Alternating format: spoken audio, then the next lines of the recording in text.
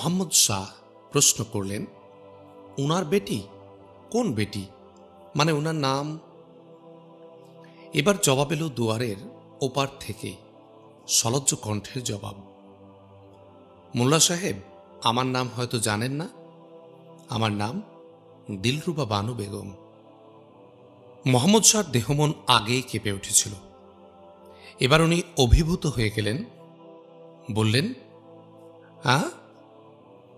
দিলরুবা বানু বললেন, বেটি উনার একটাই, আর সে আমি। আপনি? মোহাম্মদ শাহর কণ্ঠস্বর অল্প একটু কেঁপে উঠল। নিজেকে সামলে নিয়ে এবার তিনি সবিস্ময়ে দিলরুবাকেই প্রশ্ন করলেন, তা মানে এতদিন পরে এলেন আপনি? দিলরুবা বানুর কণ্ঠ এবার ভারাক্রান্ত হল। জবাবে তিনি ধীরে ধীরে বললেন, কি করব বলুন, বহু দূরের পথ। আমি মেয়ে ছেলে, খবরটা পেলাম অনেক পরে, আগে আসবো কি করে? মোহাম্মদ শাহ কথাটা হৃদয়ঙ্গম করলেন। বললেন, তা অবশ্য ঠিক, তবে আল্লাহ তাআলার অশেষ মেহেরবানি, অবস্থা যা দাঁড়িয়েছিল তাতে একমাত্র তার রহম না হলে এতদিন পরে এসে এ অবস্থা দেখার খোশ কিসমতি আপনার। দিলরুবা তার কথার মাঝেই বললেন, সব আমি শুনেছি। এখানে যে কি গজব গেছে, আর আমার আব্বার জন্য আপনি যে কি অমানসিক মেহনতটাই করেছেন, এখানে এসে তামাম কিছুই শুনেছি। আমাদের উপর আল্লাহ তাআলার অশেষ রহম ছিল বলেই আপনার মতো এমন একজন রহমদিল মানুষ এই সময়ে এখানে এসে জুটেছিল। না, কথা হলো, খবর যখন পেলাম তখন তো আমি একরকম ধরেই নিয়েছিলাম যে আমার আব্বা আর নেই। আপনার মানে আপনাদের এ ঋণ আমরা জিন্দেগিতেও। দিলরুবা বানুর কণ্ঠস্বর জড়িয়ে এলো। মুখের কথা শেষ করতে পারলেন না। ইতোমধ্যে বিমারির কক্ষ থেকে ইমাম সাহেব আওয়াজ দিলেন, কই মা দিলরুবা, একটু এদিকে আয় তো। মোহাম্মদ শাহকে উদ্দেশ্য করে দিলরুবা বানু কোনো মতে ধরা গলায় বললেন, একটু বসুন, মেহেরবানি করে নাস্তা না করে যাবেন না। বলে তিনি তৎক্ষণাৎ বাপের কক্ষে ছুটে গেলেন। চাঁদ মোল্লা আর মোহাম্মদ শাহ কিছুক্ষণ নীরব হয়ে পরস্পরের মুখের দিকে চেয়ে রইলেন। তারপর চাঁদ মোল্লায় মুখ খুললেন আগে। বললেন, তাহলে হুজুর? মোহাম্মদ শাহ ঈষৎ হেসে বললেন, এরপর আর না চলে না মোল্লা সাহেব, যান নাস্তার জোগাড় করুন। ইমাম সাহেবের অবস্থার বেশ উন্নতি হয়েছে। মোহাম্মদ শাহ আর সেখানে সার্বক্ষণিকভাবে অবস্থান করার প্রয়োজন নেই। ঠিকমতো সেবা যত্ন আর আহার পড়লে এখন দিন দিন ইমাম সাহেব সবল হয়ে উঠবেন। দিলরুবা বানু হাজির হওয়ায় মোহাম্মদ শাহর দায়িত্বটা হালকা হয়ে গেল। নাস্তা সেরে সেদিনই তিনি নিশ্চিন্ত মনে ছাউনিতে ফিরে এলেন। গোটা এলাকার অবস্থার বিশেষ উন্নতি হয়েছে। কোথাও আর জটিল কোনো সমস্যা নেই। বিমারীরা সবাই এখন দ্রুত উন্নতির পথে। মোহাম্মদ শাহ স্থির করলেন, অতঃপর ছাউনি থেকে সকাল বিকেল গিয়েই তিনি ইমাম সাহেবের খবর নেবেন আর বাকি সময় গোটা এলাকার তদারকি করে কাটাবেন। নাস্তা করে এসে মোহাম্মদ শাহ সেদিন আর একবার মাত্র গিয়েছিলেন ইমাম সাহেবের খেদমতে, তাও অতি অল্প সময়ের জন্যে। পরের দিন সকালেও সেখানে তিনি গেলেন না, এলাকার খোঁজে বেরোলেন। তামাম এলাকার খবরাদি করতে করতে অনেক বেলা হয়ে গেল। যায় করেও প্রায় দুপুরের আগে ফাঁক কিছু ফেলেন না। মোহাম্মদ শাহ মনে মনে লজ্জিত হয়ে পড়লেন। সার্বক্ষণিকের জায়গায় হঠাৎ করে এতটা ফাঁক দৃষ্টিকটু বই কি?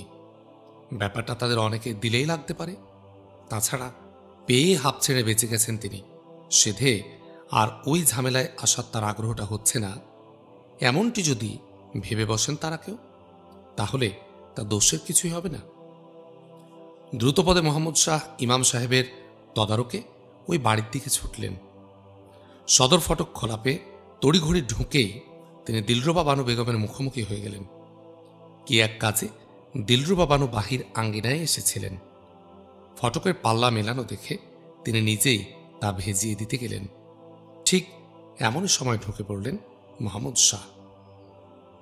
জামার সাথে শাড়ি কাপড়, নিজের গায়ে দিলরুবা বানুর আটপৌড়ে লেবাস, বাইরে এলে সালোয়ার আর কামিজ, মাথার উপর দোপাট্টা তার আলগা হয়ে ঘাড়ের পেছনে এসেছিল। ক্ষিপ্রহস্তে দোপাট্টাটা মাথার উপর টেনে দিয়ে দিলরুবা বানু পেছন ফেরার কোশিশ করতেই খেয়াল করলেন মোহাম্মদ শাহ চমকে উঠে বেরিয়ে যাচ্ছেন ফটক দিয়ে। বাধ্য হয়ে দিলরুবাকে খানিকটা শরম জোর করে পরিহার করতে হলো। পাশেই এক বড়সড় গোলাপ গাছের আড়ালে গিয়ে আশ্রয় নিতে নিতে তিনি সলজ্জ কণ্ঠে বললেন, এই যে, মানে আসুন আসুন, চলে যাচ্ছেন কেন? মোহাম্মদ শাহ ততক্ষণ ফটকের প্রায় চৌকাঠের কাছে এসেছিলেন। এই আহ্বানে তিনি হকচকিয়ে দাঁড়িয়ে গিয়ে পেছন ফিরে তাকালেন। ফুলগাছটির মাধ্যমে দিলরুবা বানু নিজেকে আড়াল করার যথাসাধ্য কোশেশ করা সত্ত্বেও পাতাবিরল ফুলগাছ তাকে পুরোপুরি আড়াল করতে পারল না। কিছুটা ব্যবধান পয়দা করা বই কি গাছ দিয়ে আর কিছুই হল না। দিলরুবা বানু অনেকখানি উন্মুক্ত হয়েই রইলেন। ফলে মোহাম্মদ শাহ পেছন ফিরে তাকাতেই দুজনের ফের সরাসরি চোখাচোখি হল। চোখ নামিয়ে দিলরুবা বানু হাসি মুখে বললেন, আসুন, গতকাল সে একবারই এসেছিলেন। আব্বা সারাক্ষণ আপনার কথাই বলছেন। পরিস্থিতি দুর্লঙ্ঘ। মোহাম্মদ শাহ তা এড়িয়ে যেতে পারলেন না। নতমস্তকে এগোতে এগোতে প্রশ্ন করলেন, কেমন আছেন তিনি এখন? অল্প একটু মাথা তুলে দিলরুবা বানু বললেন, ভালো। তবে থেমে গেলেন দিলরুবা, নিচু করলেন মাথা ফের। এই তবে এর অর্থ তৎক্ষণাৎ খোলাসা করতে পারলেন না। থমকে গেলেন মোহাম্মদ শাহ। এমন একটা জ্বলন্ত প্রশ্ন দিলের মধ্যে নিয়ে ইমাম সাহেবের কক্ষের দিকে দাঁত আর তার কোনো ধাপ উঠল না। গোলাপ গাছটির সোজাসুজি এসেই তিনি থেমে গেলেন এবং শঙ্কিত কণ্ঠে প্রশ্ন করলেন, তবে? ইতস্তত করে দিলরুবা বানু বললেন, না মানে? ব্যস্ত কণ্ঠে মোহাম্মদ শাহ ফের প্রশ্ন করলেন, নয়া কোনো উপসর্গ দেখা দিয়েছে? চাপা একটা হাসি রেখা দিলরুবা বানুর ওষ্ঠধরে জলজল করে জ্বলতে লাগল। মোহাম্মদ শাহর দৃষ্টি তা এড়ল না। দিলরুবা বানু সলাজ কণ্ঠে বললেন, না না, ওসব কিছু নয়। তাহলে? উনি অনাহারে আছেন।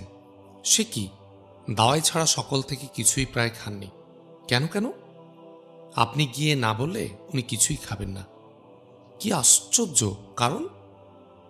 একটা কারণ, আমরা কেউ হেকিম নই বলে তার ধারণা আমরা যা দিচ্ছি তাকে তা হেকিম সম্মত নয়, আমাদের মন গড়া। তাই আপনারা কেউ গিয়ে তা দেখে না দিলে। ও আচ্ছা, এই ব্যাপার। আরেকটা কারণ আছে। আরেকটা কারণ?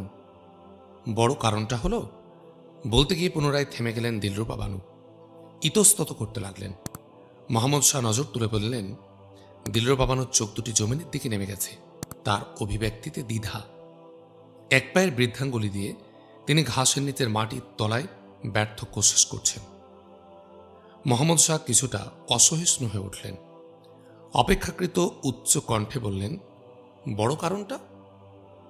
অল্প একটু চোখ তুলে দিলরুবা বানু বললেন, উনি রাগ করেছেন আমার উপর। কেন? তার ধারণা আমি এসে তাড়িয়ে দিয়েছি আপনাকে। সে কি, গতকাল ওই একবার এসেই চলে গেছেন, আজ এতক্ষণও আসেননি। এতে তিনি ধরে নিয়েছেন আপনার সাথে নিশ্চয় কোনো দুর্ব্যবহার করেছি আমি, আর তাই আপনি গোস্বা করে আসছেন না। তবা, এ কি কথা? উনি বলছেন এক পলক আপনি নাকি তাকে ছেড়ে ওঠেননি, অথচ আমি আসার পরেই। মোহাম্মদ শাহর শঙ্কাটাই ফলল। তবে সেটা তার চিন্তামাফিক না গিয়ে অন্যভাবে গেল। তার এই দীর্ঘ সময়ের অনুপস্থিতি সত্যি সত্যি যে অনেকখানি দৃষ্টিকটু হয়েছে, এর মধ্যে আর সন্দেহ কিছু রইল না। এবার মোহাম্মদ শাহ লজ্জিত কণ্ঠে বললেন, আসলে দোষটা হয়েছে আমারই, বুঝলেন।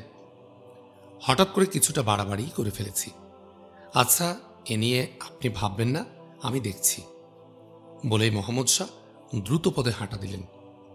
কয়েক কদম এগিয়েই ফের পেছন ফিরে প্রশ্ন করলেন, মোল্লা সাহেব, মানে চাঁদ মোল্লা সাহেব দহলিজে আছেন? দিলরুবা বানু ঈষৎ বিস্ময়ে বললেন, জি না। তার সাথে দেখা হয়নি আপনার?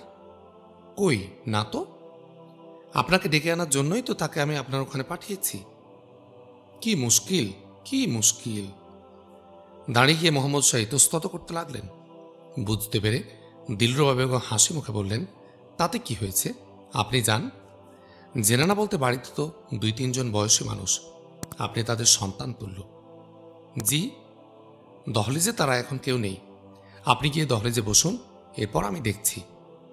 তা মানে? জি আচ্ছা। ইতস্তত করতে করতে অগ্রসর হলেন মোহাম্মদ শাহ। ইমাম সাহেবের পাশে বসে তার মানসিক দ্বিধাদ্বন্দ্ব দূর করতে সময় লাগল মোহাম্মদ শাহ। ইমাম সাহেব পুনঃ পুনঃ বলতে চাইলেন, দিলরুবা তার মামরা বেটি, একটু খেয়ালি আর জেদি। তার কথায় আচরণে মোহাম্মদ শাহ যেন কোনো গোস্তাখি না নেন। এরপর তিনি দূরবর্তিনী দিলরুবাকে লক্ষ্য করে মোহাম্মদ শাহর বিগত দিনের সন্তানাধিক সেবার কথার বয়ান শোনাতে শুরু করলেন। তাকে ক্ষান্ত করে সান্ত্বনা দিয়ে আহারপথ্য খাওয়ানোর পর মোহাম্মদ শাহ যখন দহলিজে বসলেন, তখন বেলা দ্বিপ্রহর। ইমাম সাহেবের অসুখ কিছু আর নেই। দৈহিক ও মানসিক অবর্ণনীয় উৎপীড়নের দরুন শিশুর মতো জিদটা একটু বেড়েছে। এটা এমন কোনো ব্যাপার নয়। চাঁদ মোল্লা তখনও ফিরে আসেনি। হয়তো তাকে সে সর্বত্র তালাশ করে বেড়াচ্ছে। একা একা কিছুক্ষণ বসে থাকার পর অপাস যাওয়ার ইরাদায় উঠে দাঁড়ালেন মোহাম্মদ শাহ। এমন সময় আহ্বান এলো, শুনুন। পেছন ফিরে আধা ভেজানো দরজার দিকে তাকিয়েই তিনি দেখতে পেলেন দিলরুবা এক পাশে দাঁড়িয়ে। দিলরুবা বানু বললেন, আমার একটা আরজ ছিল। মোহাম্মদ শাহ সাগ্রহে বললেন, আরজ? জি বলুন। এই ভরা দুপুরে আর ছানুতে অপাস গিয়ে কাজ নেই, হাত মুখ ধোয়ার পানি দিচ্ছি, মেহেরবানি করে এখানেই দুটো খেয়ে নিন। এ প্রস্তাবে মোহাম্মদ শাহ হকচকিয়ে বললেন, জি।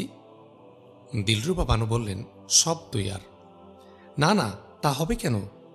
তা হবে কেন? হররোজ আপনারা এভাবে তাকলিফ করবেন কেন? হররোজ? তাই তো। না না, এসব ঠিক না, এসব ঠিক না। মোহাম্মদ শাহ প্রবল আপত্তি তুললেন। তা দেখে দিলরুবা বানু দৃঢ়তার সাথে বললেন, আমাদের জন্য আপনি যা করছেন আর করেছেন তা অজ্ঞাত কিছু নয়। আপনি একা হলে এরপর আর কোনোদিনই আপনার ওই ছাউনিতে গিয়ে খাওয়াটা আমার পক্ষে মেনে নেওয়া সম্ভবপর ছিল না। কিন্তু লোক আপনারা অনেক, সবার খাওয়ার আঞ্জাম যখন করা এখানে সম্ভব নয়, তখন তাদেরকে বাদ দিয়ে স্রেফ আপনার একার খাওয়ার ব্যবস্থা করা একটা অস্বস্তিকর পরিস্থিতির পয়দা করতে যাব কেন? তা বটে, তা বটে, কিন্তু আজ আপনাকে এক মুঠো খেতেই হবে এখানে। দিলরুবা বানুর দাবি দেখে মোহাম্মদ শাহ স্মিত হাস্যে বললেন, খেতেই হবে? জি।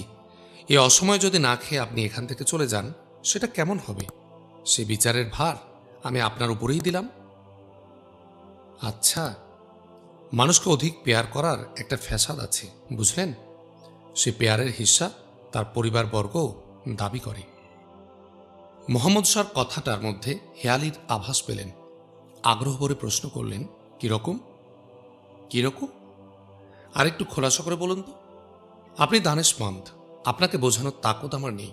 তবে ব্যাপারটা হলো, কি হলো? মানুষের প্রতি মানুষের রহম মহব্বত অনেকটা ঠিক কোনো দ্রব্যের গন্ধের মতো। এক জায়গায় স্রেফ একজনের জন্য আলাদা করে গন্ধ ছড়ানো যায় না, তার আশেপাশের অন্যজনেরও নাকে গিয়ে তা লাগে। আব্বার প্রতি আপনার এই মহব্বত মানেই আব্বার আপনজনদের মধ্যেও সে মহব্বত ছড়িয়ে দেয়া, অর্থাৎ তারা সবাই আপনার সে মহব্বতের অংশীদার। এ সূত্রে আমিও।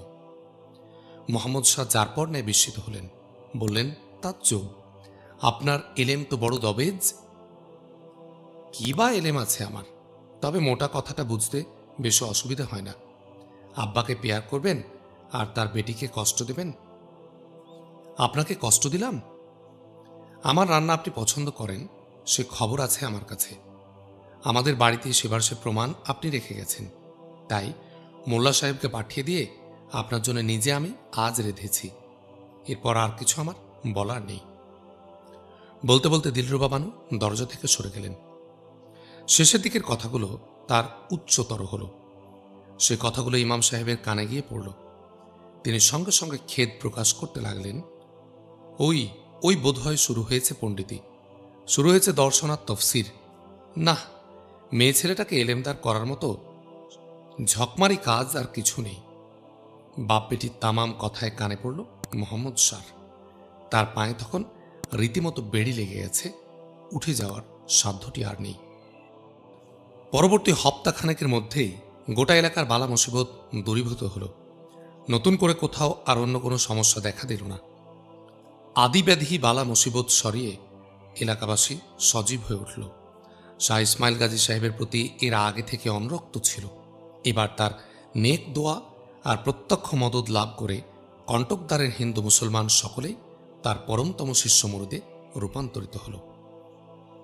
তারা একসাথে আওয়াজ তুলল, হুজুরকে একবার আমাদের মধ্যে চাই, কণ্টকদারের জমিনে তার পবিত্র পায়ের স্পর্শ এবার পড়ুক। এই আকাঙ্ক্ষায় এলাকাবাসী দেওয়ানা হয়ে উঠল। খবর গেল শাহ ইসমাইল গাজী সাহেবের আস্তানায়। শাহ ইসমাইল গাজী সাহেব পাল্টা খবর পাঠালেন, হপ্তাখানেকের মধ্যে তিনি কণ্টকদারে আসছেন। এ কয়দিন সমঝিয়ে রাখো সবাইকে। আধা হপ্তা অন্তর গাজী সাহেব তার কণ্টকদারে উপস্থিতির দিন ধার্য করলেন এবং মোহাম্মদ শাহর কাছে পাঠিয়ে দিলেন সে খবর। এ খবরে গোটা এলাকা নেচে উঠল উল্লাসে। বাংলার সুলতান খোদ রুকনউদ্দিন বারবাক শাহর উপস্থিতিতেও কণ্টকদারের লোকের মধ্যে যে উল্লাস আসত না, ভক্তি আর আন্তরিকতার যে স্ফুরণ ঘটত না, তার চেয়ে 10 গুণে অধিক ভক্তি, জিয়াদা উল্লাস ও আন্তরিকতা নিয়ে এলাকাবাসী মিলিত হল খোদাভক্ত শাহ ইসমাইল গাজী সাহেবের সাথে। জনগণের ভক্তি প্রীতির এ অভূতপূর্ব বন্যা দেখে গাজী সাহেব অভিভূত হলেন। শুভেচ্ছা ও দোয়া বিনিময় অন্তে গাজী সাহেব সবাইকে ব্যাখ্যা করে শোনালেন যে তিনি স্রেফ একজন মানুষ, মামুলি এক ইনসান, জনগণের খাদেম। দুস্থ জনগণের খেদমতেই তিনি তার ইবাদতের অঙ্গ বলে মনে করেন। জনগণের নিরতিশয় আগ্রহের প্রেক্ষিতে অবশেষে তিনি তাদের ওয়াদা দিলেন যে আনুষঙ্গিক ঝুট ঝামেলা তড়িয়ে ওঠার পর তিনি যদি ফুরসত করতে পারেন, সে সময়টা এই কণ্টকদারে এসে তিনি কাটাবেন। আসমান স্পর্শে আওয়াজ উঠল, নারায়ে তাকবীর, আল্লাহু আকবার। অপরপক্ষে পীর বাবা কি জয়। জরুরি কাজ হাতে থাকায় শাহ ইসমাইল গাজী সাহেব বিদায় নিলেন সেই দিনই। পরের দিন দল নিয়ে মোহাম্মদ শাহর বিদায় হওয়ার পালা। সবেরা থেকে মোহাম্মদ শাহ ও তার সঙ্গীরা ছাউনি তুলতে লাগলেন। আসবাবপত্র সাজ সরঞ্জাম গুটিয়ে নিতে লাগলেন। ফাঁকে ফাঁকে গিয়ে তারা এলাকাবাসীদের সাথে দেখা সাক্ষাৎ, মোলাকাত, মোসাফা করে আসতে লাগলেন। এলাকার লোকজনও দলে দলে এসে তাদের প্রতি দোয়া, খায়ের ও কৃতজ্ঞতা জ্ঞাপন করতে লাগলেন। এক ফাঁকে মোহাম্মদ শাহ চলে এলেন ইমাম সাহেবের মোলাকাতে। ইমাম হাতিম শাহ বিলকুল সুস্থ লোক এখন। আরেকটু সবল হলেই তিনিও তার নিজ মাকানে ওয়াফাস যাবেন। অবশ্য তার আগে এই ফৌত পড়া সংসারের একটা সুব্যবস্থা করে যেতে হবে তাকে। মোহাম্মদ শাহ হাজির হতে হইচই করে বেরিয়ে এলেন সকলে। হাতিম শাহ, চাঁদ মোল্লা এবং অন্যান্য পুরুষ মানুষ উপস্থিত যারা ছিলেন, তারা সবাই দহলেজে আর জেনানারা পাশের কক্ষে এসে স্বতঃস্ফূর্ত কণ্ঠে মোহাম্মদ শাহ ও তার সঙ্গীদের ওই খেদমতের অজস্র তারিফ করতে লাগলেন। সেজন্যে তার দলের সকলের, বিশেষ করে মোহাম্মদ শাহর প্রতি গভীর কৃতজ্ঞতা প্রকাশে ও আল্লাহ তাআলার কাছে তাদের সুখ স্বাচ্ছন্দ্য কামনায় মুখর হয়ে উঠলেন। স্নেহের আধিক্যে হাজার কথার মধ্য দিয়ে ইমাম সাহেব মোহাম্মদ শাহকে যে কথাটি পুনঃ পুনঃ সমঝে দিতে চাইলেন তা হল, তার কোনো পুত্র সন্তান নেই, তিনি সন্তান পেলেন একটা। সময় পেলে যেন এই বৃদ্ধ পিতার খোঁজ খবরটা নেয়ার জন্য ইমাম সাহেবের নিজ মাকানে মোহাম্মদ শাহ যান। মোহাম্মদ শাহ এ ব্যাপারে যথাসাধ্য বলে ইমাম সাহেবের দিল খোশ করলেন। হাজেরানা জেনানারা মোহাম্মদ শাহর প্রতি তাদের স্নেহ প্রকাশের মধ্য দিয়ে সে সবদি নাস্তা এনে হাজির করলেন এবং আন্তরিকতার চাপে পড়ে মোহাম্মদ শাহকে এই শেষ দিনেও এই মাকানের নাস্তা পানি কবুল করতে হল। সকলের ভিড় পাতলা হলে মোহাম্মদ শাহকে একা পেয়ে দিলরুবা বানু বেগম এসে দরজার পাশে দাঁড়ালেন এবং দরজার পাল্লা জাররা পরিমাণ ফাঁক করে দিলেন। সে শব্দে দরজার দিকে তাকিয়ে দিলরুবার মুখ দেখে চমকে উঠলেন মোহাম্মদ শাহ। বিদুষী উষ্ণ দিলের শক্তিশালী তরুণীটি ছিন্নমূল তরুর মতো একেবারে ম্রিয়মান হয়ে পড়েছেন। দরজার পাশে দাঁড়িয়ে দিলরুবা বানু শুষ্ক কণ্ঠে বললেন, তাহলে আপনারা চললেন? নিতান্তই সহজ সরল প্রশ্ন। তারা যে চলে যাচ্ছেন এটা সত্য, সর্বজন বিদিত ঘটনা, কোনো নয়া বা আচমক কিছু নয়। তবু এই সহজ প্রশ্নের জবাব দিতে মোহাম্মদ শাহ পেরেশান হয়ে গেলেন। মৃদু কণ্ঠে কোনো মতে বললেন, হাঁ। দিলরুবা বানু ফের প্রশ্ন করলেন, দেখা সাক্ষাতের আর কোনো সম্ভাবনা কি কিছু রইল? জি। আমি দৌড়ে এসে কলসি ভাঙা, নৌকার ছোঁয়ের জানালা খোলা বা বিপদে পড়ে মেহমান হওয়া, এ ধরনের আচরণ কোনো সম্ভাবনার কথা বলছি না। বলছি স্বাভাবিক ও সুপরিকল্পিত ইচ্ছা ইরাদার কথা। তেমন কোনো সম্ভাবনা কি রইল আর? জবাবে মোহাম্মদ শাহ ব্যগ্র কণ্ঠে বললেন, আপনার আব্বার কথা তো শুনেছেন। তার উষ্ণ আন্তরিকতা আর ওই ঐকান্তিক দাবির প্রেক্ষিতে আমি যা বলেছি তাও আপনি শুনেছেন। এরপরও আর সন্দেহ থাকে কিছু? থাকে। উচ্ছ্বাস ও আবেগের মুহূর্তে অনেকেই অনেক কথা বলেন, কিন্তু সে উত্তাপ চিরদিন এক সমান থাকে না। জিন্দেগির বিবর্তনে ঠান্ডা হয়ে যায়। আমি বলছি সেই মুহূর্তের কথা। এ বিষণ্ণ মুহূর্তেও দিলরুবার অন্তর্দৃষ্টির গভীরতা দেখে মোহাম্মদ শাহ স্তম্ভিত হয়ে গেলেন। সেই সাথে সমপরিমাণ প্রফুল্লও হলেন। তিনি আসন ছেড়ে উঠলেন। একটুখানি সরে এসে দিলরুবার মুখের উপর চোখ রেখে বললেন, দিলরুবা বানু বেগম, আপনি যা বলতে চাইছেন, আপনার তরফ থেকে আজ এ বক্তব্য না এলে এই সুযোগেও একই কথা আমিই বলতাম আপনাকে। আপনি সুযোগ না দিলে কথাটাই বলার জন্য আমি সুযোগ খুঁজতাম। অনুভূতিটা একই, ফারাক শুধু আপনি জেনে না তাই সম্ভাবনা খুঁজছেন। আমি পুরুষ মানুষ, আমার অশ্ব আছে, আমি চাইতাম এজাজত। সঙ্গে সঙ্গে মনে হলো সারা বিশ্বের সুষমা আকস্মাৎ এসে ঢেলে পড়ল দিলরুবার ওই ম্রিয়মান মুখের উপর। তিনি ব্যাকুল কণ্ঠে বললেন, সত্যি? জবাবে মোহাম্মদ শাহ বললেন, সব আঙ্গুলের স্পর্শেই সব তার সুর দেয় না। আঙ্গুল আর তারের সুসমন্বয় হয় যেখানে, সেখানেই উঠে সুর। কেটে যাচ্ছে আবু তাহিরের দিন, দিন কাটছে গাজী সাহেবের আস্তানায়। কেটে যাচ্ছে আবু তাহিরের কৈশোরকাল। সেপাই হওয়ার উমিদ ছিল তাহিরের। শাহ ইসমাইল গাজী সাহেবের দলের মধ্যে পড়েই তার সে উমিদ পয়দা হয়। উম্মিদদার পুরোপুরি সফল হয়ে এসেছে। রণবিদ্যায় দুষ্প্রাপ্য তালিম পেয়ে সে এখন মজবুত এক সেপাই।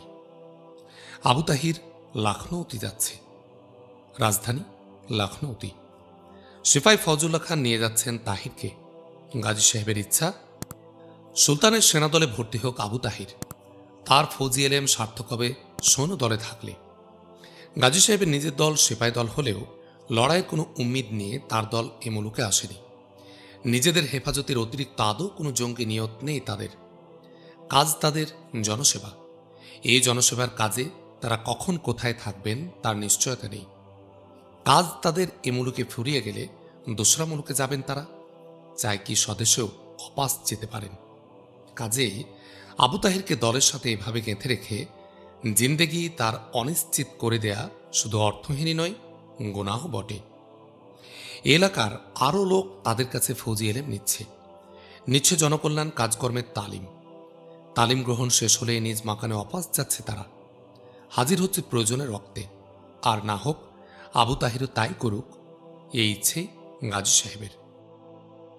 কয়দিন পরে রওনা হবে আবু তাহির। ফয়জুল্লাহ খান এলেই তাকে বেরিয়ে পড়তে হবে। তাই সে তার নিজ মাকানে চলে এলো সেদিন। এর আগেও সে মাকানে তার অনেক বাড়ি এসেছে। এবার এলো অন্য এক ইরাদা নিয়ে। খান দুয়েক ঘর ছাড়া চাল চুলা কিছুই এখন ভিটেতে তার নেই। ঘর দুটো আছে স্রেফ শুভাকাঙ্ক্ষীদের নসিহতেই। মাঠে তার জমিজিরাত অনেকখানি। ভিটে আছে তাল, নারকেল, আম, কাঁঠালের গাছ। বসত করতে না এলেও বিষয় সম্পদ রক্ষা করার জন্যেও তো ছাউনি কিছু একটা চাই। তার পক্ষে যেই আসুক ফসল নিতে, মাল রাখার আস্তানা তো লাগেই, কিছু একটা ভালো মন্দ। তাই ঘর দুখানা আজও তার ভিটের উপরে রয়েছে। আবু তাহির আঙ্গিনায় এসে পা দিতে ছুটে এলো আবিদা খাতুনের আব্বা আম্মা ও অন্যান্য আশপড়শি। তাহিরকে এখন খাতির করে গাঁ বিগায়ের বেকবাক লোক, এলাকার আদমি অরাত বালবাচ্চা সকলে এখন ইজ্জত দেয় তাহিরকে।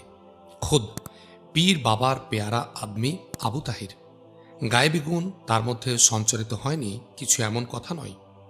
তার উপর ফের শাহানশাহের সেপাই হতে যাচ্ছে সে। পীর দরবেশের মাহাত্ম্যের প্রতি শ্রদ্ধা যাদের দিলে, এই সেপাই হওয়ার জন্যেও তাদের কাছে আবু তাহিরের মূল্য আজ অনেক বেশি। কিছুক্ষণ ধরে হরেক রকম গল্প আলাপের পর পড়োশিরা সব একে একে বিদায় হয়ে গেল। ভিড় খানিকটা কমে এলে আবু তাহির আবিদা খাতুনের আব্বা ইরফান আলী মিয়াকে এক পাশে ডেকে নিয়ে বলল, চাচা মিয়া, এবার আমি বিশেষ একটা ইরাদা নিয়ে এসেছি। এ ব্যাপারে আপনার মদদ বিশেষভাবে দরকার আমার। আবিদার আব্বা ইরফান মিয়া উৎসুকভাবে প্রশ্ন করলেন, কি ইরাদা বাপজান? তাহির বলল, আমার বিষয়বৃত্ত যা কিছু আছে আমি তা বিকিয়ে দিতে চাই আমি, আর তা খুবই তাড়াতাড়ি। অত্যন্ত তাজ্জব হলেন ইরফান আলী মিয়া। বললেন, সে কি বাপজান, বিকিয়ে দিতে চাও মানে? মানে নকরি যদি হয়ে যায় ফৌজে, তাহলে তো সেখানেই থাকবো আমি। এসব রেখে আর হবে কি? কেন, ফৌজে যারা নকরি করে তারা কি সবাই নিজের মাকান বিকিয়ে দিয়ে ফৌজে যায়? না, কথা হলো, কি কথা বাপজান? তাদের তো দেখাশোনার লোক থাকে, মানে মা বাপ বাল বাচ্চা আপনজন থাকে, তারাই তার বিষয় আশয় দেখে। কিন্তু আমার বাপ মা না থাকলেও তোমার কি বাল বাচ্চা, স্ত্রী, পরিবার কেউ কোনোদিন হবে না? সব বিকিয়ে দিয়ে গেলে তারা এসে থাকবে কোথায়? তোমার অভাবে তোমার বউ বাচ্চাদের ফৌজে তো কেউ দেখে রাখবে না, তাদের তো ফিরতে হবে নিজ মাকানে। হালকা একটা হাসি রেখা মুখে নিয়ে ইরফান আলী মিয়া এসব কথা বললেন। মনোযোগ দিয়ে শুনে তাহির ফাঁপড়ে পড়ে গেল। কথার পেছনে যুক্তি আছে, ফালতু বলেননি আবিদার আব্বা। কিন্তু বলেই চললেন ইরফান মিয়া, অবশ্য যদি এখানে বেচে দিয়ে অন্য কোথাও কিনতে চাও তাহলে সে কথা আলাদা, আর তা না হলে। প্রবল বেগে বাধা দিয়ে আবু তাহির বলল, জি না, এমন কোনো ইরাদা আমার নেই। আমার শুধু অসুবিধা, এগুলো দেখবে কে? কেন বাপজান, আমরা তো এখনো বেঁচে আছি। তোমার আব্বা আমার দোস্ত ছিলেন, নিজের ছেলের মতোই তোমাকে আমরা কোলে পিঠে মানুষ করেছি। তোমার সম্পত্তি ভেসে যাবে আর আমরা তা চেয়ে চেয়ে দেখব? না মানে, আপনারও তো বয়স হয়ে এসেছে, কোনো পুত্র সন্তান নেই, ভবিষ্যতে আপনাদের নিজেরই তো। কথা ধরলেন আবিদা খাতুনের আম্মা। তিনি এতক্ষণ অন্যদিকে ব্যস্ত ছিলেন, এসব কথায় তেমন একটা কান দেননি। একটু আগে এসে তিনি একপাশে দাঁড়িয়ে এদের কথা শুনছিলেন। আবু তাহিরের কথার মাঝে এবার তিনি জোরদার কণ্ঠে বললেন, কেন, আমার আবিদা দেখবে ঘর সংসার। তার যা জ্ঞান বুদ্ধি, তাতে সে যে অনেকের চেয়ে ভালো করে বিষয়বৃত্ত দেখতে পারবে, হেফাজত করতে পারবে, এ বিশ্বাস আমার 16 আনায় আছে। আবু তাহির উৎসুক কণ্ঠে বললেন, আবিদার আমা বললেন, জি বাপজান, তার সম্পত্তি সে হেফাজত না করলে সে থাকবে কোথায় আর খাবে কি? কিন্তু তাকে তো একদিন। না বাপজান, যা ভাবছ তা নয়, তাকে আমরা শাদি দিয়ে অন্য কোথাও পাঠাবো না, নিজের মকানেই রাখবো। সেই রকম শাদি তাকে দেব আমরা দেখে শুনে। পুত্র সন্তান নেই যখন, তখন সে আমাদের পুত্র সন্তান, আমাদের শূন্য ভিটেই তাকেই বাতি দিতে হবে। তা ঠিক। আবু তাহির ভাবতে লাগলো। ভেবে নিয়ে সে বলল, কিন্তু সে না হয় কোনো মতে আপনাদেরটা দেখবে, তার পক্ষে তো 2টে সংসার। আবিদার আমা প্রত্যয়ের সাথে বললেন, খুব পারবে। এই বয়সে সে যা করছে তা দেখে তো পাড়ার সবাই তাজ্জব। কিরকম? আজবদি এই যে একটা কুটুও তোমার সংসার থেকে নড়েনি, সেটা কার জন্যে? আমাদের জন্যে? ওই আবিদার জন্যে। ওর জন্য গাছের পাতা বা চালের একটা খড় তোমার হাতে কে দেবে, সে উপায় কারো আছে? এই বয়সে ওর নজর বাজের মতো তামাম দিকে ঘুরছে। বলেন কি? তুমি যে তোমার ঘরদোর সব বেচতে চাও, সে কথা কি একবারও আবিদাকে বলেছ? জি না, আমি এলামই তো। বলে একবার দেখোই না কি কাণ্ড করে, কান্নাকাটি করে দুনিয়াটা একদম মাথায় তুলে নেবে। আবু তাহিরের আসল ভয়টা এখানেই। সে বাড়িতে আর আসবে না, গাজী হুজুরের দলের সাথে আরব মুলুকে চলে যাবে। ঠাট্টা করে একদিন তাকে এসব কথা বলায় আবিদা যা চোট পেয়েছে দিলে আবু তাহির তা ভোলেনি। সংসার দুটো পৃথক হলেও এক ভিটে এক মকান। পরিবার দুটির অভ্যন্তরে মহব্বতও ছিল অসামান্য। সন্তান বলতে 2 মাকানে 2টি, আবু তাহির আর আবিদা খাতুন। ফলে তারা মানুষ হয়েছে একসাথে, এক মায়ের এক বাপের সন্তান মাফিক একে অপরের বাড়িতে নিজ অধিকার স্থাপন করার প্রয়াস পেয়েছে শাশ্বত এক গতিতে। 2 মকানের একটা নিজের, আরেকটা নয়। বচপনকাল থেকে এ ধারণা কারোরই তাদের ছিল না। পুরোপুরি জ্ঞান হওয়ার পর যখনই এ চিন্তা মনে তাদের জেগেছে, তখন মন তাদের টনটন করে উঠেছে। মহামারীর ওই দুর্যোগ নামার আগে আবিদা খাতুন তার খালুর বাড়িতে বেড়াতে গিয়ে ওখানেই ছিল বলে আবু তাহির একা পড়ে ওইখানে। নইলে আবিদা খাতুনের বাপ মায়েরা আম্মা সহ আবু তাহেরকে ফেলে রেখে দেখে যাচ্ছিলে তার হোক। আবিদা খাতুন কেঁদে কেটে চিৎকার করে মাথায় তুলত পাড়াটা। তার বাপ মায়েরা বোঝাতেই তাকে পারত না যে এই ইয়া নফসির অক্তে বিমারিকে সঙ্গে নিলে তাদের ওই স্থান কোথাও মিলবে না, বা আবু তাহির তার আম্মাকে ফেলে তাদের সাথে যাবে না। ইতোমধ্যে আরো খানিক বেড়ে গেছে বয়স তাদের। 12 বছরের আবিদা এসে এখন 14 বছরে পড়েছে। কৈশোর পেরিয়ে আবু তাহির যৌবনের দ্বার ঠেলছে। ক্রমেই দাবি ক্রমেই তাদের কমজোর হয়ে আসছে। দিলের দাবি বেড়ে চলছে লাগাম ছেঁড়া তরঙ্গবৎ। আবু তাহিরের কঠোরতম জুলুমটাও আবিদার কাছে মামুলি। আবিদা খাতুনের খুশি মুখ গোমড়া হয়ে আসাটাও আবু তাহিরের কাছে আসমান ভেঙে পড়ার মতোই আচমক এক অঘটন। আশানাই হয়েছে দুজনের মধ্যে এ কথাটা ঠিক নয়, তবে এরা একের কাছে অন্যের পরটাই বা ছিল কবে, এদিকটা ভেবে দেখার বিষয়। আশনাই হয়েছে বলে আশনায় এদের জন্ম থেকেই। আবিদা এক বাড়ন্ত গোছের স্বাস্থ্যবতী মেয়ে। তার যৌবনটাও আসছে তাই ঘোড়ায় চড়ে। এক একদিন নজওয়ানের এক একটা পাপড়ি যেন সারা অঙ্গে ফুটে উঠছে সূর্যমুখী ফুলের মতো। মাস তিনেক আগেও যখন আবু তাহির এসেছিল তখন সে ছুটে এসেছে শিশুর মতো। হই হুল্লোড়, ঝগড়া ফ্যাসাদ, রাগ গোসা করেছে, কিন্তু আজ আর তা পারছে না। এ সময়ের মধ্যে তার মধ্যে কেমন একটা লজ্জা নেমে এসেছে। ভারী হয়েছে 2 পা। সে ঘরের দুয়ারের পাল্লা ধরে দাঁড়িয়ে আছে দূরে, আঙ্গিনার মাঝে দণ্ডায়মান আবু তাহিরকে এক নজরে দেখছে। আবু তাহিরের নিজ মাকানে আসার অর্থই আবিদা খাতুনের আব্বার মাকানে মেহমান হওয়া, সেখানে ওঠা, সেখানে খাওয়া। 1, 2, 3 দিন থাকলেও সে মাকানেই থাকা। আপত্তি করে কোনো বাড়ি কুল পায়নি আবু তাহির, আর আপত্তি করে না। ইরফান মিয়া বাইরে থাকায় আবু তাহিরকে একাই এসে বসতে হলো দ্বিপ্রহরের খানায়। আবিদা খাতুনের আম্মা গিয়ে রান্নাঘরে বসে থেকে যোগান দিচ্ছেন খানার। 8-7 কাপড়ের সর্বাঙ্গ ঢেকে নিয়ে খাবারগুলো বয়ে এনে আবিদা খাতুন আবু তাহিরকে পরিবেশন করছে। আবিদার চোখে মুখে আবছা আবছা লজ্জা। লজ্জানত আবু তাহির নিজেও। তুলে দিচ্ছেন আবিদা, নতশির আবু তাহির খেয়ে যাচ্ছে নীরবে। খুলি খুলি করেও কেউ মুখ খুলছে না। কিছুক্ষণ এমনইভাবে অতিবাহিত হওয়ার পর আবিদাই মুখ খুলল প্রথমে। সে বলল, কি শুনছি এসব? মুখ না তুলে আবু তাহির বলল, কি শুনছ? এবার নাকি ঘর বাড়ি সব বেচে দিতে এসেছ? হ্যাঁ, এরকমই ভাবছি। এরকমই ভাবছো কেন? নকরি করতে যাচ্ছি যে। নকরি করতে যাচ্ছ কেন? এবার মুখ তুলল আবু তাহির। কিছুটা বিস্মিত কণ্ঠে বলল, বাহ, নকরি করতে যায় না মানুষ? যায়, যাদের পয়সার খুব দরকার, রোজগার করা প্রয়োজন, তারা যায়। তুমি যাচ্ছ কেন? আমি? পয়সার খুবই দরকার পড়েছে তোমার? তোমার তো কাউকে খেতে দিতে হয় না, তোমার জিনিসই তো অন্য খাই। পয়সা তুমি করবে কি? পয়সা? তা না হলে এ মুলুক থেকে আরেক মুলুকে কিসের লালচে ছুটছ? আরেক মুলুক মানে? রাজধানীটা অন্য মুলুকে? এই মুলুকের মধ্যেই তো। তা হোক গে, শুনে এখান থেকে অনেক দূর, ঢের দিন লাগে হেঁটে যেতে। তা হলোই বা দূরে, রাজধানীতে না গেলে নকরি আমাকে দিচ্ছে কে? সাহস আর ফৌজে থাকার মূল্য কত জানো? একটা সেপাইয়ের কত কদর। কদর? জি হ্যাঁ, লড়াই করতে পারলে অনেক ভালাই করা যায় মানুষের। তাদের বিপদ আপদে মুসিবতে অনেক খেদমত করা যায়। পীর সাহেবের লোকেরাও তো ইনসানের অনেক খেদমত করে। তাদের সাথে থেকে এ যাবৎ তুমি তো অনেকখানি করেছ। রাজধানীতে গেলে বুঝি এর চেয়ে বেশি খেদমত করতে পারবে? হ্যাঁ, মানে পীর সাহেবদের চেয়েও বেশি? ঠিক বেশি না হলেও কি হবে ওখানে গিয়ে এত খেদমত করে? স্রেফ খেদমতটাই দেখছো কেন? আমি তো সেপাই হতে যাচ্ছি। একটা সেপাইকে কত লোক খাতির করে, কিন্তু পীর সাহেবদের লোকের চেয়ে তো বেশি নয়। কি করে বুঝলে? কয়েকবার তো সুলতানের সেপাই আমাদের এদিকে এসেছে।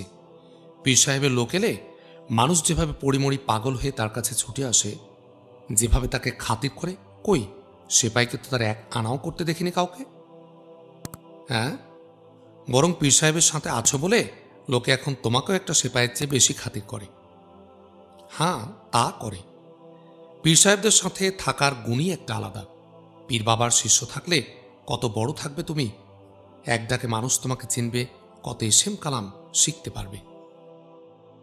কথাগুলো আবিদা খাতুনের একারই নয়, এসব কথা আবু তাহিরও ভাবে, কিন্তু ভেবে কোনো ফায়সালা করতে পারে না। সিপাই হওয়ার চরম এক নেশায় সে ভুগছে। আবিদা খাতুনের কথায় সে ফাঁপড়ে পড়ে গেল। আমতা আমতা করে বলল, পীর সাহেবের ওখানে তো কোনো জং বা লড়াই নেই, লড়াই করার তালিম নিয়ে হাত গুটিয়ে বসে থাকা। আবিদা খাতুনের আম্মা রান্নাঘর থেকে ডাক দিলেন, কই রে আবিদা, দুধের বাটিটা যে পড়ে রইল। যায় আম্মা, আওয়াজ দিয়ে দৌড়ে গেল আবিদা। দুধের বাটি নিয়ে এসে আবু তাহেরের সামনে দিয়ে বলল, লড়াই করা এতই খাহেস, লড়াই করার মজাটা সেবার টের পেতে ছোট হুজুর ঘোড়া ছুটিয়ে সেখানে যদি না আসতো। আমার খালুরা সেবার হাড় হাড্ডি রাখত তোমার। মানে?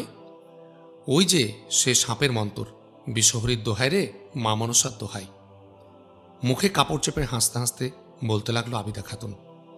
খেয়াল হতে আবু তাহেরও শুকনো হাসি হেসে বলল, তখন তো আমি লড়াইটা পুরোপুরি শিখিনি। এছাড়া ঘোড়াও ছিল না, তলোয়ারও ছিল না। সেপাই হলে সব থাকবে। আবিদা খাতুন রাগ করল, বলল, তো যাও, ওই সেপাই হয়ে থাকোগে, বাড়ি বেচতে পারবে না। আবু তাহের ভড়কে গিয়ে বলল, পারবো না? না, অন্য কাউকে এ বাড়িতে উঠতে দেখলে তার দুই ঠ্যাং আমি সীমানার উপরই ভেঙে দেব। এতদিন তকলিফ করলাম আর এখন বেঁচে দেবে? বাড়িটা পাহারা দিয়ে রাখতে আমার কষ্ট হয়নি বুঝি? আবিদা খাতুনের মুখর মুখ মলিন হল। সে মুখ ঘুরিয়ে নিল। আবু তাহের বলল, কিন্তু পীর সাহেবেরা যখন তাদের নিজ মুলুকে চলে যাবেন, তখন আমার গতি কি হবে? সঙ্গে সঙ্গে মুখ ফিরে আবিদা খাতুন বলল, নিজের মাকানে চলে আসবে। নিজের বিষয় আছে, বৃত্ত আছে, সম্পত্তি আছে, আমি আছি, তুমি এখানে চলে আসবে। মুসিবতটা তোমার কোথায়? কিন্তু আবিদা খাতুন উৎসাহ দিয়ে বলল, আমিও সব দেখে রাখতে পারবো না ভেবেছ? দিক তো কেউ তোমারে কিছুতে হাতখানা তার আমি মুচড়ে ভেঙে না দেব তখনই। আবিদার এই মনোবল দেখে আবু তাহির মজাক করে বলল, কিন্তু নশা এসে যখন তোমাকে নিয়ে যাবে তখন এসব দেখবে কে? তাৎক্ষণিকভাবে আবিদা একটু সংকুচিত হয়ে গেল। সঙ্গে সঙ্গে সে নিজেকে সামনে নিয়ে বলল, ইস, এলেই হলো, আসুক দেখি কারে তো বুকের পাটা। বাড়ির নিচে থাকতেই তার মুখের কথা শেষ না হতে আবু তাহির বলল, আমি যদি আসি? মানে? সে নশা হয়ে আমি যদি আসতে থাকি? লাফিয়ে উঠল আবিদা। কাপড় দিয়ে চোখের সরম চাপতে চাপতে আওয়াজ দিল, আম্মা, এই যে তাহির ভাই। সঙ্গে সঙ্গে জবাব দিলেন আবিদা খাতুনের আম্মা। তিনি উচ্চকণ্ঠে বললেন, কেন রে, কি হলো? বিপদ হলো আবিদার। সে থতমত করে জবাব দিল, ওই যে কিছু খাচ্ছে না, সব ফেলে রাখছে। আবিদা খাতুনের আম্মা হাসি মুখে বললেন, ও আচ্ছা, একটু থাম, আমি দেখছি। জয় বাবা পীর গাজী, জয় বাবা জিন্দা পীর। তু দেवता আছিস বটে, তু হামারে তুহার লাগিয়ে এলে। মানে, বহুত খারাপই এ জিন্দেগিতে করেছি আমি বটেক, ও কাজ আর হবার লয়। এবার আমি তুহার পায়ে ঠাই মাঙ্গিছ রে পীর বাবা, তু হামারে তুহার দলে লিয়ে এলে। এক শিবের মেলায় ঘটল এ ঘটনা।